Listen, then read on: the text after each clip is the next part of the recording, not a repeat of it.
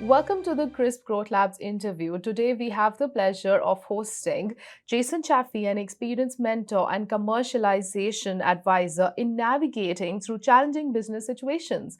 And our topic for discussion today is You're Going Through Hell, Here's How to Navigate It. Welcome, Jason. Thank you. Great to be here. Amazing. Now, for our audience, could you start by giving us a bit of an introduction about yourself and the work you do? Yes, certainly. I guess what I've been doing for the last 20 years is working in this commercialization space and helping companies navigate through from the concept all the way through to being able to scale their technology, scale their product, or scale their service. And what I find is in that journey, there's been many things that I've learned through my own mistakes and what has worked and what doesn't work. But what I've found in that journey and been working with different companies in those different areas is there is some key principles that keep coming back to get right and getting those fundamentals right. And so I thought it would be a great opportunity to share some of those with you today and explore some of those topics. Absolutely. Now, let's dive in. So let us talk about facing challenges. So what are some key strategies or approaches that you feel growth-oriented companies can employ when they're navigating through difficult situations? It's a very timely question given the uncertainty that people feel today and certainly where capital markets are today as well. What I find is that the first step is that you have to confront your reality, and in doing so you need to confront where your product development is, where your service development is, where is your cash flow today, where is your people today, where is your governance and leadership today. You have to confront all of those things and look externally and understand that. And I think it's really the role of a founder and a CEO to understand those things and internalize them to the rest of the team and to the board and be able to capture those things. So that, I think, is always the first and most important starting point. And it sometimes can be hard because there are things that you don't want to know or you might not want to confront, but now is the time to do that. And then the other is, I think, is to really look externally and understand what things have changed or not changed. And it's a famous quote by Jeff Bezos, which sort of says that he gets asked about what does the future look like, what things are going to change in the future. But the way he responds is that it's not so much around what is changing, but what are the things that are going to stay the same. And I think for any company now that's navigating the uncertainty of a looming recession and difficult capital markets, what things are going to stay the same, because you can build a business around that. And I think that's an important point for anyone, because once you've got some certainty and data around those things, then you can start actually making some key decisions. True. That's very insightful, Jason. Now, in your experience, what stable factors should these growth-oriented companies they should consider when they're developing their business strategies?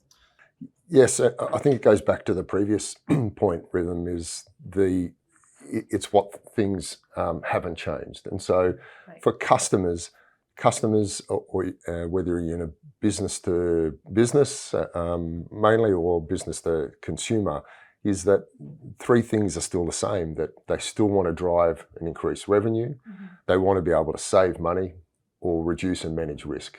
And those three things are still the same and haven't changed for those companies. And so being able to look at what your product is and think about, do you have that product fit around those three areas for your customers? I think it's probably a good point to also add is that today, those companies that understand their product market fit and their customers are the ones that are going to be able to survive during the next 12, 18 months, however long this uncertainty sort of sits around us. So using the time also to understand your customers and deepen those relationships and understand the metrics and those things that are important to them and going back to, how does it increase their revenue? How does it save cost? How does it help and manage risk? So that product market fit, if you don't quite have that, that's where I'd be focusing. Yeah, absolutely. That's very true. Now, how can you tell us how can they actually leverage these factors to build resilience and drive growth amongst all these challenges? Yeah, so I think there's a number of areas that companies can really work to and develop and undertake some key activities internally that will benefit them. And we've just spoken about looking externally and understanding what things haven't changed and being able to build a business around that. So I think that's the first step, is understanding what things can you control, what things can't you control, what things do you expect to continue.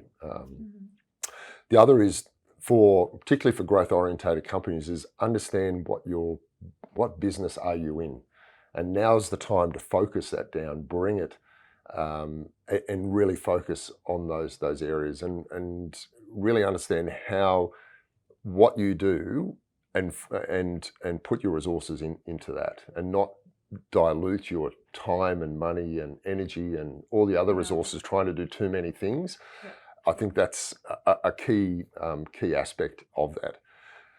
The other important part, I think, is cash flow analysis. Now is the time to confront that reality, really bring it in, and I would be monitoring and looking at that every week, and working with your executive team and even if, your board, and reviewing those things and making changes as you think is appropriate to be able to give yourself that cash flow, looking at where you need to solidify that, and giving yourself some balance sheet flexibility. Now's the time to have that flexibility, and because there's other areas in where you can invest that money. I think another important point is to review your unit economics. We all know supply chains have increased the value and the cost of many items, and so I think that's another chance now to go back, have a look at your unit economics, understand what really drives that, and are you able to reduce the costs in any way to increase your gross margin, or are there pricing factors that you could look at as well? And as I said before, is a product market fit. That's such an important point for many companies right now that want to or continue to raise capital around that. Absolutely. That makes perfect sense. Now, shifting to the customers. So we have talked about the strategies and approaches. Anything else you would like to add when we talk about like them aligning their offerings and value propositions with the timeless needs of their customers that these clients would be serving? I think one thing is it goes to the product market fit, but now is also a time to go and really understand your pricing strategy. Turns out, and people have done this sort of work around pricing, and increasing your price by 1% can increase your profitability by 11%. And whereas reducing operational costs or variable costs can only achieve sort of 5 to 7%, and then in sales is only 4%. And so now's the time to have a look at that pricing, whether the pricing strategy is actually correct, and using that as a way of understanding what your customer willingness to pay. And I think pricing and your product market fit are two sort of key items that growth orientated companies really need to look at and spend time understanding your pricing strategy and your customer willingness to pay. That's, I think, where I would focus in regard to that question. Absolutely. Now, preparing a company for growth is very essential. We have discussed that and the various factors as well. Now, what are the key steps that these companies can take when they want to position themselves better when they think about scaling and navigating through these challenges? Yes. So it sort of comes back to some of those key principles again around really looking at the product market fit, understanding what the unit economics are, and then you can then start to build out and understand how does that scale. And if it doesn't scale, then you need to go back and have a look at your unit economics and what does that look like. And once you've got that, then you can start building that, understanding what resources that you need. And during this time, I think particularly for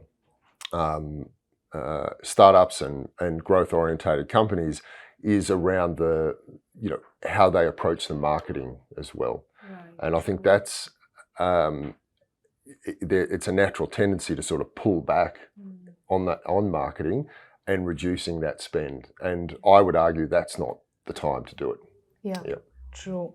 That's very insightful. So let's talk about the balance between the cost and the different marketing strategies that, we have touched upon this. So there's often a debate that, you have to reduce marketing spend during these challenging times. So what are your thoughts on this matter, and how can these growth-oriented companies actually strike that right balance? Angela Andretz, who was the CEO of Burberry, once said, "Never waste a good recession." And I think there is a lot of opportunity in recessions or these uncertain times for startups and growth-oriented companies that have got a flexible balance sheet, and they've in a position where they can invest in research and development. I think those companies that do that come out better afterwards and are able to then respond very quickly to market needs and their customer needs, because they've worked on the product market fit.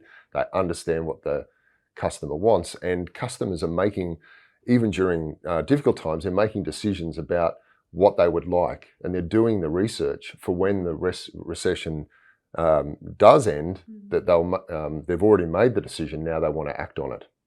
And I think we've seen that even after COVID, people have made their decisions before, and afterwards they've made it. So things are returning to the same, and there's no difference. I think there's been a number of commentators that have made the point that things are returning to the same. Like, people have said COVID would make the world different, but I don't think it has. It's sort of returned to going back to normal, people going back into the office, people are traveling. So there's really no change now between pre and post-COVID today. So to answer your question around marketing, I would argue that this is not the time to cut back on marketing. And they've done a lot of research. Vail, back in the 1920s, looked at companies that spent money during the Great Depression on marketing and then afterwards, and found that up to 20%, companies that invested in marketing, they were better off by 20%. McKinsey and Harvard and a number of other well-known institutions have done similar studies during other recessions and shown that those that invest in marketing actually do better post the recession and have a greater share of their market. And so this is the time to remind your customers, who you are, what you do, and not to reduce your marketing spend. And I think that is a mistake for any company, is to pull back on that, because that marketing funnel, what you're doing is you're prepping your awareness part of that funnel and making people very aware, and you're filling it up, because then you can move on to consideration and acquisition.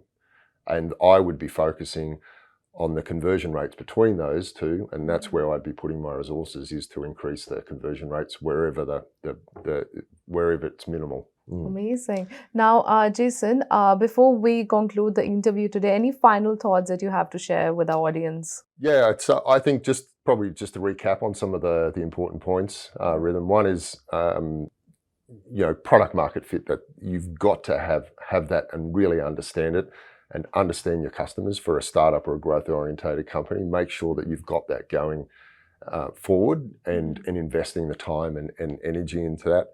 Understand where your market uptake is, and what your marketing funnel looks like, so that you can actually invest in the right areas of your marketing funnel, so that you can continue to prosper during difficult times. Understand the pricing and willingness to pay of customers. Doing that work, understanding the pricing and the impact of the 1%ers is so important for a company right now. So that if you're able to achieve 1% across your pricing, your operational costs, your sales, then you can have a bigger impact on getting to profit sooner, or increasing your profit today. Thinking about your sales structure and incentives right now, I think, is really important, and how you might incentivize your staff, given where we are today and where customer buying habits might have changed because of they're not spending right now. So what do you do to help with that? And doing that cash flow analysis and unit economics, I think that's just critical right now for any company, and watching that every day. Amazing. Well, Jason, thank you so much for coming on for this interview and sharing these wonderful insights. I'm sure that, there's so much to learn for our founders that are working on growing their companies. And for our audience, thank you so much for tuning in. And we hope we were able to provide some guidance to you, and just keep on going through your journey. And feel free to reach out to our team or Jason himself if you have any questions. Thank you so much. And thank you again, Jason, for coming on for this interview. Thanks, Rhythm. Thank Glad you. to be here.